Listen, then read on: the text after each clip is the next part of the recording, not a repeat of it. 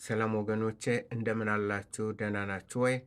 እግዚአብሔር ስሙ የተባረከ ይሁን። እኔ ደህና ነኝ።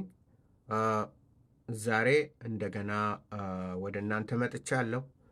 ቲክቶክ ማያሰማኝ ነገር የለምና በቲክቶክ ማየውን የምሰማውን ነገር እየተመለከቱ አንዳንድ ለወገኖች የሚጠቅም ጠቃሚ የሆነ ትምህርት ይሆናል ብዬ የማምነውን ይዤ መጥቻለሁ ማለት ነው። እና በዛሬው አንድ ወንድም ነው ልቡን ሞልቶ ያስተምራል። በእንትኖች አሉ እና የሚያስተምረው ምንድን ነው? እኛ ክርስቲያኖች የእግዚአብሔርን ሕግ መጠበቅ ወይም ደግሞ የእግዚአብሔርን ሕግና ስርዓት የብሉይ ኪዳን ሕግና ስርዓት ሕግ መጠበቅ የለብንም፣ ግዴታ የለብንም። እኛ ከሕግ ውጭ ነን፣ ከሕግ ውጭ ነን። እስኪ አሰማችኋለሁ።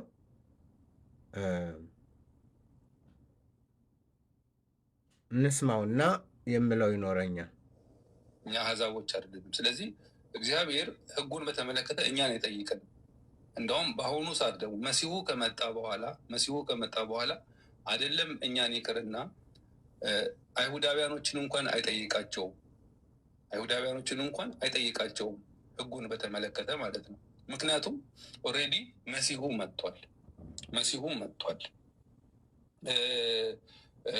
ይሄ ጥላ ነው ብሎ የተነገረው ለአይሁዳውያኖቹ ነው። ሞግዚት ነው ተብሎ የተነገረው ለአይሁዳውያኖቹ ነው። ስለዚህ ናፍቄ ሰላም፣ እንዴት ነሽ? እንግዲህ ሰምታችሁታል አቋሙን ሰምተናል። እኛ ክርስቲያኖች ሕጉ የእግዚአብሔር ሕግ አይመለከተንም። ለእኛ ለክርስቲያኖች በእኛ በክርስቲያኖች ሕይወት ውስጥ የእግዚአብሔር ሕግ ቦታ የለውም የሚል ነው። እናንተም ብቻ ሳይሆን ቲክቶክ ማነው ዩቱብም እንትን እንዲሉ ብዬ ነው። ዩቱብ ያሉም ይመልከቱ፣ ይማሩ። ዩቱብ ላይ በብዛት እንግሊዘኛ ያለ ነው የሚመጣው። ለዚህ ነው መሀል ላይ እንግሊዘኛ ማስገባው።